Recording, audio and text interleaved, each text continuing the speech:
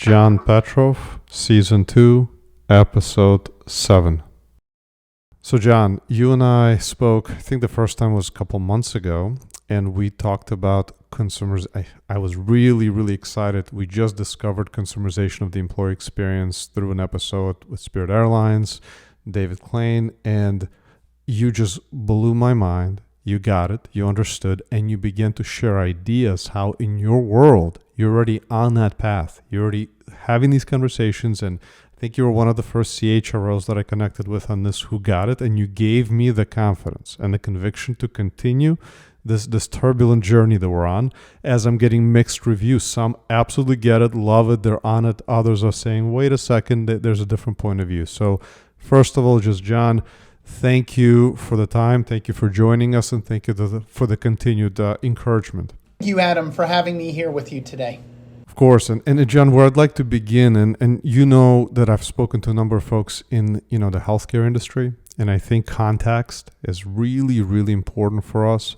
But I'd like for you to, if you don't mind, share with our audience as we continue our discussion. Here is the context, and here are some of the challenges these amazing humans that are in the front lines supporting us, supporting their communities, that they're experiencing. The context of healthcare, it's very complicated, but in some ways it's simple and straightforward. We're in the business of providing care to people and to communities. Oftentimes when people are in a difficult situation, one may take their health to be a very serious topic, and rightfully so, right? And we live in a day and age with the advent of the COVID pandemic the past 2 years. I think that people have realized in a much more intimate and meaningful way just how important not only one person's healthcare is, but the healthcare of the communities that we all live in, right? And from a workforce perspective, we have the responsibility, also the honor and privilege of serving our patients, in essence, our family, our friends, our loved ones, our community members, to make sure that they can live the fullest and most healthiest life possible. And that's a lot of responsibility, and at times it can be a challenge. I can imagine. And your and I discussion, as I spoke about business outcomes, to meet the pressure to consumerize, from business outcomes to the pressure to consumerize the employee experience, you said, Adam, the way you would pose the question is, how can consumerization of the employee experience improve access to caregivers, right, in the community? Because that is your focal point. And I want to just double down before we start to think about that question on, the stresses, the today's mindset. As I talk to folks, again, especially in the healthcare industry, they're fatigued. There's professional, there's personal lives. So maybe just double click a little further before we say, okay, well, that's the question in front of us. Where do we begin? Not just fatigue, but just burnout. There are issues that are presented within our workforce. Psychological safety. We're having to do psychological first aid training. In addition to managing and working in an environment where there are just not enough caregivers, not enough employees to go around to care for our patients, which continue to have increasing needs for our services. We're also dealing with increases with violence that is impacting the lives of our caregivers. Our employees are facing difficult situations. There's also a behavioral health crisis across our country. And these are additional stressors that are placed on our workforce. Yeah, heart goes out to so many folks in difficult situations. And as I think, the business outcomes, I know most executives kind of started the business outcome question. And I want us to think about KPIs first, so that in this podcast, I try to make sure that our conversations are, we are connected to the humanity in the workplace, yet we are reconciling a very direct impact on business outcomes, so that this does not end up being a conversation in the activity zone, and nice to have. So, John, when you think about the business outcomes, where do you focus? How do you think? Is it retention? Are you thinking about the patient caregiver experiences? If you could share a few KPIs for us to hone in on. So if you're speaking specifically about the KPIs for the workforce, for our caregivers, here at Guthrie we call all of our employees caregivers. We focus on retention first and foremost. It's keeping the people that we already have here, right? We saw a mass exodus workforce. This is across the industry as a whole, not just specific to Guthrie, of our front patient-facing populations, our nurses, for example. In particular, those nurses providing care in the operating room. They took opportunities externally to become travel nurses, earning significantly higher wages and having the flexibility to travel on assignments for 12 to 13 weeks at various locations throughout the country. We had to place an emphasis, and we continue to place an emphasis, on keeping the people we already have and to nurture and develop them through career paths, career planning, other types of leadership development opportunities, things of that nature, to make sure that they have the tools and resources to carry out their duties in an efficient and effective manner. One other outcome we look at from a KPI perspective, we had to change what's called the care delivery model. For example, there are just not enough nurses out there in the marketplace. Same thing with graduating nurses that are new entrants into our healthcare jobs. It's not as if a new grad can come to work for us and begin to provide care day one to their patients. They have a significant onboarding and training period, which sometimes can last, a couple of months in duration before they can provide direct patient care on their own. And with that said, we have to ensure that we have ample development opportunities for our workforce. So we changed our care model. And several months back, we went back to a former mindset that had somewhat gone away a number of years ago, where you have a team-based clinical care model that comprises a nurse, an LPN, and we call our support folks care partners. These are individuals, could also be called patient care techs in other organizations. But you have this triad partnership that renders care to a larger population of patients rather than the traditional setting of one nurse to X number of patients. And by improving the care model and diversifying it, we are able to provide greater access, which is one of the business outcomes that we want to achieve. We're in the business of providing care to our patients. And one of the most critical aspects of that relationship or dynamic is that they have appropriate access to the services, to the clinicians, to the care that we have to provide to them. It's really, you have to think about the convergence of the two journeys, the patient journey and your employees, or I shouldn't say employees, caregivers. Both of those journeys come together, and for you to keep both KPIs in mind. John, when we talk about the employee experience, there are many phases, many stages of the employee experience. Is there one that you find that you focus on most? Do you think about it more holistically? What employee experience stages are most important in your view? That's a great question, Adam. And when I think about the employee experience, I have to think about start to finish. And in our world, we define that as from hire to retire. We want individuals to be with us for the long term, right? The more experience you have, the more developed your skill set will be, the better care that you can provide to our patients, the more flexible your skills and abilities may be to do something new, innovative, or creative, or to move from one area of our operation to the next. So we look at the full employee life cycle. From an employee or caregiver experience perspective, we do survey our employees twice a year.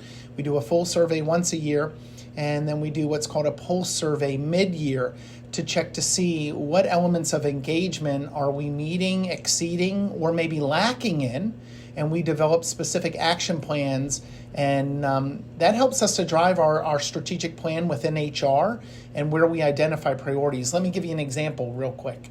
So from a benefit perspective, we have a traditional benefit plan, right? Medical plan that's very comprehensive, and you have a pharmaceutical RX plan as well. And historically, let's take an employee that has a baby. Historically, when an employee has a baby under the old model of the health plan, and that's pretty much the model that exists everywhere, that employee has 30 to 60 days to enroll their new baby or babies, right? New dependent or dependents. They have the birth is what's called a qualifying life event. Imagine you work in healthcare. You and I have talked about a lot of the stressors that exist in our environment to begin with. And you go and you have a baby, and while a baby is definitely something to be celebrated, it's stressful as well. There are challenges and complications associated with navigating that as well. And you have to worry about filling out paperwork to get your baby enrolled, when in fact, behind the scenes, from a plan perspective, data readily available to us that we get a notification if a participant has a baby, right, under our health plan. So why not automatically enroll that dependent? Save our caregiver the time and the stress from having to go through that process.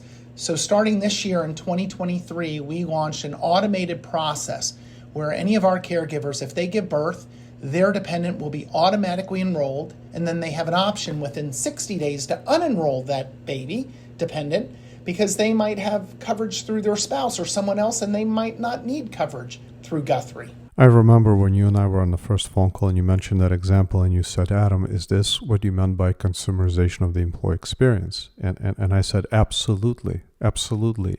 How do we meet them where they are? How do we understand their world? How do we create context that supports their entire experience, caregiver experience? So John, thank you. That example is a great place for us to kind of put it as that's where the bar is. How much impact we want to create by consumerization, reorientation of their entire experience about them, to focus on them. But now I'd like us to zoom out a bit and say, okay, if we want to accomplish that, we want to improve retention, that's the business, we want to improve retention and caregiver access, right? By consumerization, that was an example. Where a lot of the organizations are now getting stuck is to think about their internal stakeholders. Who should be a part of the process? There are some that I see as enablers, technology folks. Are there others? Who do you see as important stakeholders to bring on to this project? It's a lot of different stakeholders, and navigating that it can be a lot of work, but meaningful work, right? Because we can improve the experience and the outcomes. Definitely information technology is a critical partner. Let me give you another example from a consumer perspective. We are a healthcare system comprised of 5 hospitals and over 300 clinics serving over 9,000 square miles within a 12-county region of north central Pennsylvania and south central upstate New York. But we do not have immediate or ready access to behavioral health services at any given moment throughout our system. We do have those services, but there are challenges with respect to access. So we launched a benefit using a technological platform for virtual care this year that opens up the access for those services beyond our immediate region, where folks can get them nationally. And also the demographic of our workforce is changing. While you have to work in a lot of our brick and mortar locations to render patient care, there are also many positions such as IT or HR that you could work from anywhere in the country remotely. And you don't have a Guthrie clinic location to go to in Houston, Texas. So we had to make sure that we were leveraging technology in this particular example to give access to the services, whether it be behavioral health, dermatology, or primary care, to not only folks within our immediate service region, but beyond, because we employ people throughout the country now. Another stakeholder would be our clinicians, right? We have to work with our direct caregivers, whether they be physicians, nurse practitioners, physician assistants, and others, to determine what are those facets and level of care that can meet and exceed the needs of our caregivers who we employ, because as a patient, they are a consumer of our services, albeit through our health plan or our dental plan, our vision plan, so on and so forth. And then speaking directly with our caregivers themselves and making sure that we have touch points on a regular ongoing basis with our frontline workforce to ensure that A, we're listening to them, we're acknowledging what we're doing well, and we keep doing those things well, but we also acknowledge where we have gaps and opportunities and need to improve. And then that's where we develop our plans and our strategy to close those gaps and to ensure that we are promoting and providing the best possible experience. You're so right. When I asked the question of stakeholders, and for a second I was like, well, why are you going to the stakeholders of the care? Yes, that makes sense. We have these audiences in our world. These are our caregivers, then the patients. Totally. Now let's look at the stakeholders that are, who owns this as the KPI. And I see that would be you as the CHRO, and you'll correct me in a minute if I'm right or not. But then who are the enablers? Obviously, you've mentioned technology, but other enablers would be marketing, communication. These conversations are going in very interesting directions because it is so new. So few companies are asking the questions. So I'm curious, do you see yourself owning the retention? And then who are the other functional areas in the organization to be the enablers? So, Adam, first of all, I'm the Chief Caregiver Officer, a little bit unique than Chief Human Resources Officer, and that is in that we call our workforce, everybody, clinical or non-clinical, a caregiver. So I think I'm only the second Chief Caregiver Officer in the nation. But any event, having said that, frontline leaders ultimately own retention. I believe I'm responsible for the strategy and the plan. I do have responsibility for orchestrating what is it that we're thinking of from a big picture perspective, and how do we bring all of the different resources together, and how do we align the stakeholders. But ultimately, the frontline leader, anybody who's a people leader, a manager, you own the retention of your team, whether it's a single person or 50 people. Having said that, I'll give you another example with marketing and communication. So go back 2 years ago. Some of our entry-level positions, we would never have thought to had a virtual job fair. We were always accustomed to doing open houses or doing community events and things of that nature. And through partnership with our marketing and communications team, as well as IT, we have leveraged new creative modes or mediums by which to facilitate discussions with care partners, with phlebotomists, with a number of folks that we would not have historically ventured into an online job fair, if you will.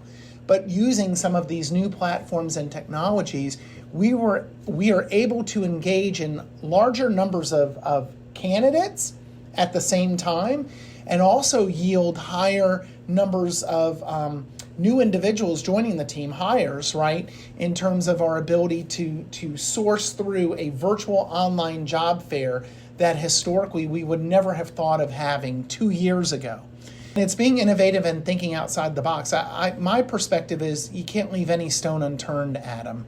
Anybody and everybody has the potential to provide their input and add value in this discussion. Totally agreed. And yeah, I was just thinking about the job fair compared to how it was when I graduated to how it is now. So much is changing. And I also am reflecting on the focus on the people leaders. We've had Gallup join the conversation, and people don't leave their organizations, they leave their manager. My wife, my friends, anyone who talks about, hey, within my organization, how's it going? Well, the first comments are usually, I love or hate my manager. And you and I started talking about data, and I know you said, hey, we're not sure we're leading the market in terms of how we're approaching data, but I challenged you by saying that based on the conversations I'm having, looking at data with this lens is a very new exercise. The companies that are asking the questions are leading the conversation. And being specific, the lens being, how do we improve our business outcomes, such as retention and caregiver access through the consumerization of the employee experience. So now I'm combining those 2 points. I'm thinking about the people leaders, and then I'm thinking about data, right? And I'm thinking about consumerization. And I wonder to myself, how cool would it be, if someone is returning to work after being sick for a week, and there's a threshold. If there are too many meetings, if they're too busy, there's too much going on, where if a manager saw that whole activity of the first day, they would be concerned. They would be checking in. Are you okay? Is there anything I could do? But are we able to look at data to understand that conversation could be important, to give people, leaders, an option to engage and to simply let them know that's taking place. You and I did not discuss this, kind of putting you on the spot for us to dream. Is this where we see the world evolving to? I think that analytics, data, whatever you want to call it, extremely important in helping us to make the most informed decision possible. And we have so many different benchmarks and data points as it relates to the patient population that we serve, right? And most healthcare organizations do. We have many modern health record, right? We call it the EMR, very advanced capabilities. We use Epic here at Guthrie, and I could produce just about any type of report you could think of. On the human capital side of things, I think that we've always used lagging indicators. While turnover is an important piece of information, and looking at the vacancy rate is an important piece of information, I don't know that you fully understand the idiosyncrasies between what really drives those two things unless you could peel back the onion and you can assess certain data points and better understand. Like, for example, we have a series of action reason codes as to why a person leaves the organization. Sometimes it's for another job, sometimes it's relocation, sometimes it's for personal reasons, right? We make it a point, we actually conduct personal exit interviews with as many caregivers that part ways with us to better understand and capture, and then we correlate the data and the findings between what they reported vis-a-vis the system, they checked the box, and then what we discovered or uncovered during the exit interview. A lot of organizations have outsourced exit interviews for those that do them to an online platform where it's very informal and you're asked a series of questions, and again, it's checking the box. And I don't know that you get to the root of why somebody truly left. And we found that, not to give a percentage, but a statistically significant number of folks, when you talk to them and you have that either video call face-to-face or telephone call over the phone, we're better able to assess the true reason for why they left. And in a few instances, we were able to recover, do service recovery, and get that individual to come back and to stay with Guthrie, which is the ultimate win-win. And then for those that we might not have been able to salvage the individual, we were able to do an intervention based on the additional insights that we gleaned through that discussion that helped us to prevent further turnover in any given team, or to do a better job on the front end. Let's say we turned over an individual who was a recent new hire, to better understand and not repeat the same type of opportunity that could cause another new hire to leave us in a short amount of time as well. So that's just one very high level example of how we're peeling back the onion, as you said, and taking data, and not necessarily what we see on the surface, but digging deeper to either confirm or validate or invalidate the data that we may think is being presented from what's actually happening. Mm-hmm. Yeah, you take it seriously. The hire to retire, your quote. So that there's the retire, and how carefully and deliberately you approach that process. And now going back to data, and I'm in my mind, I'm almost imagining, what if you can? Well, first taking a step back, when you are receiving service, when you're receiving care, it's almost a convergence into one episode of two humans or a number of humans that come together, whether it's for 5 minutes, an hour, a couple hours.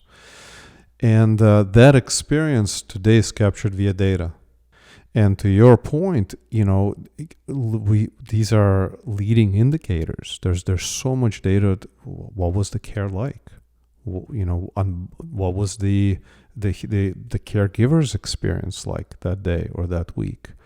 And then are we living in a world where we bring this data together, we apply insights to that, and then do we make it actionable? And we're taking it all the way through to say maybe even real time. And I have passion for nudges. I live in the world that I talk about nudges all day. So John, are we tracking?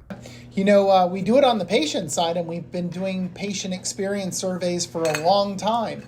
And we manage a big piece of our operation because our focus here at Guthrie is patient quality, safety, and experience. And on the caregiver side, why should that not be any different, right?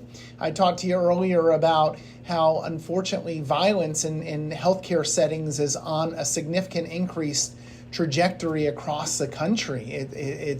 Some of the numbers are just unimaginable. Having said that, we are on the path. We have not done this yet, but we are going to be creating a centralized HR service center here at Guthrie to support our approximately 7,000 caregivers across our system and growing.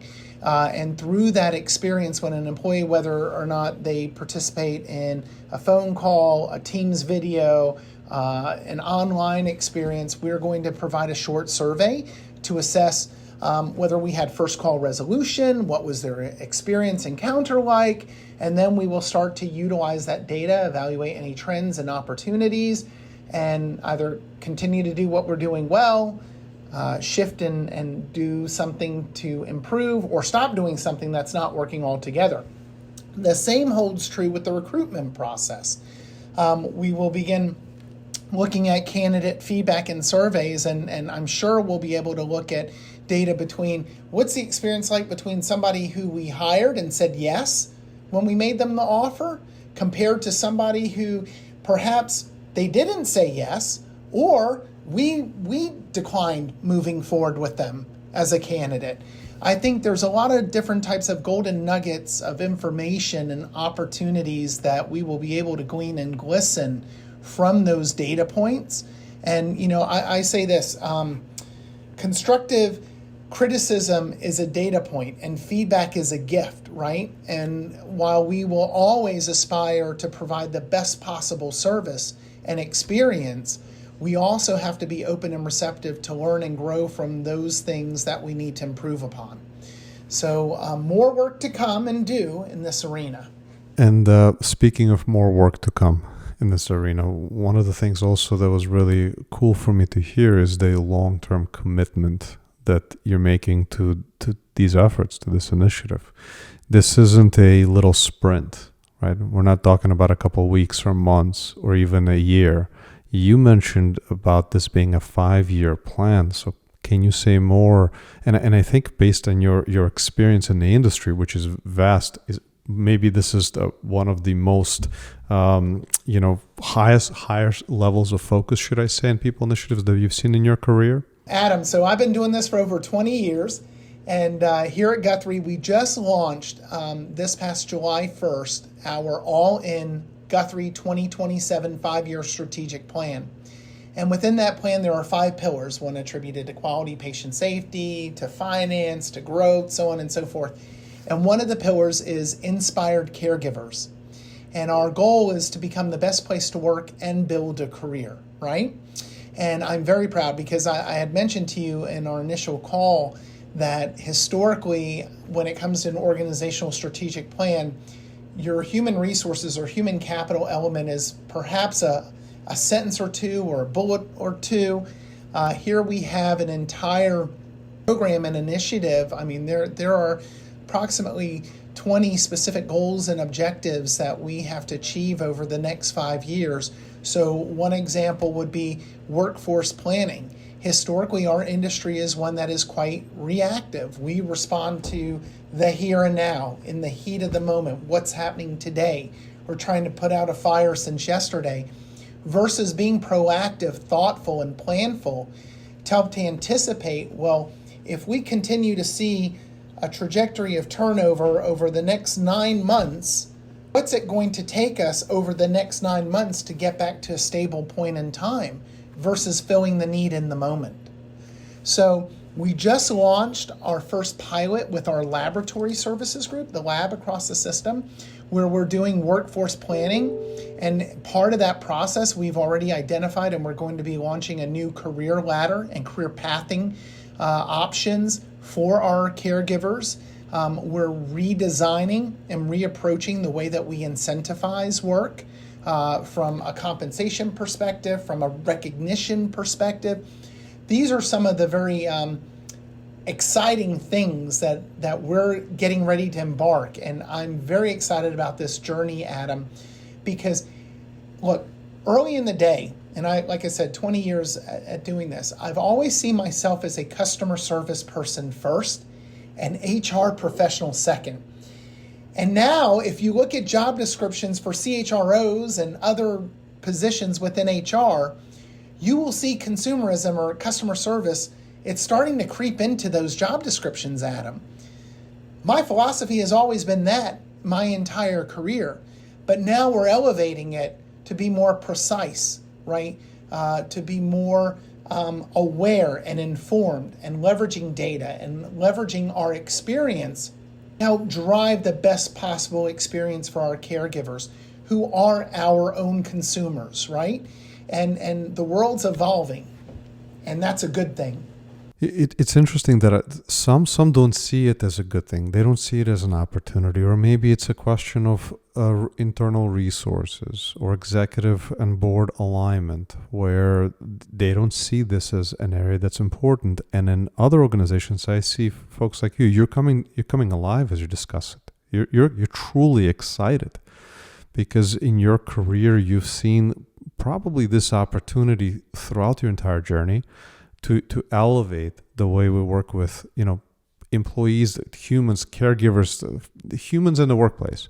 And now you have the resources, the capabilities, the attention the attention, mind share is the word I was looking for internally. So John, let's dare to just dream for the remaining, few minutes about it. It's a 5-year journey and beyond.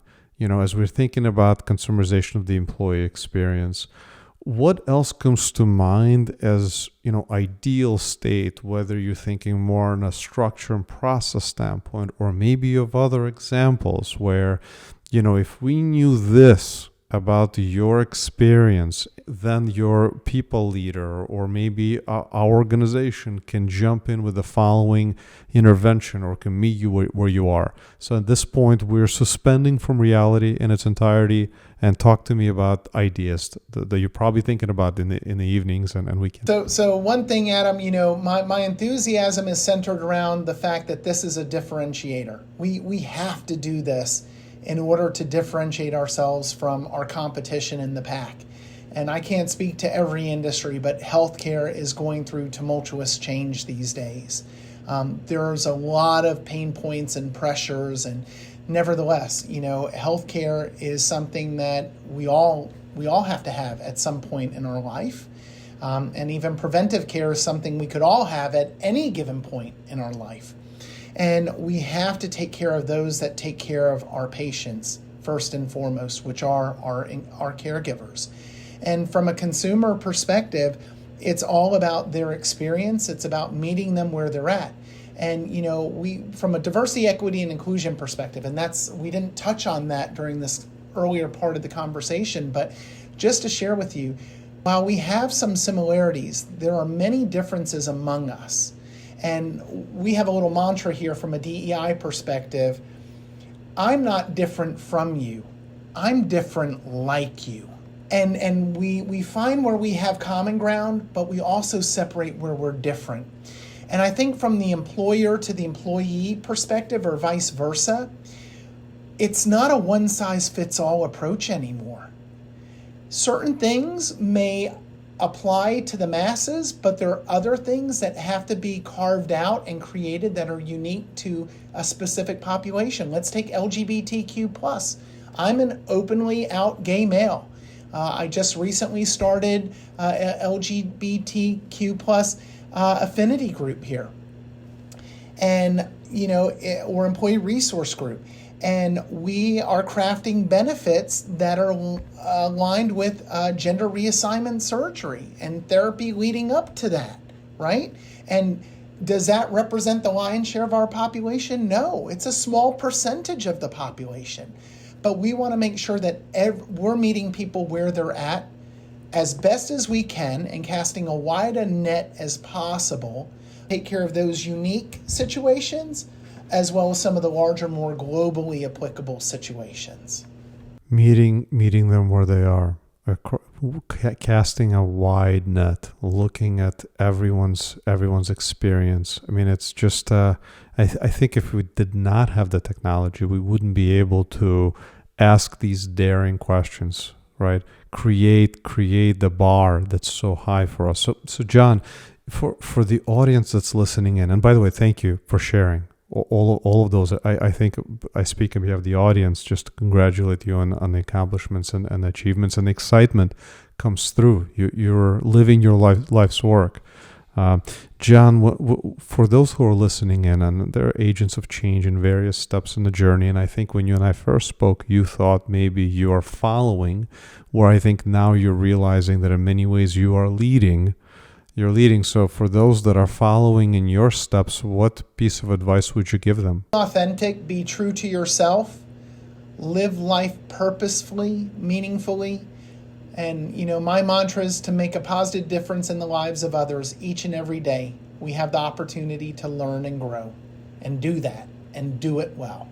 Perfect notes to leave our discussion on. John, I couldn't be more grateful for your time. Thank you for contributing to the conversation. Thank you, Adam, for having me. This is a great podcast that you have, and I'm honored and privileged to participate. Wonderful. Over and out.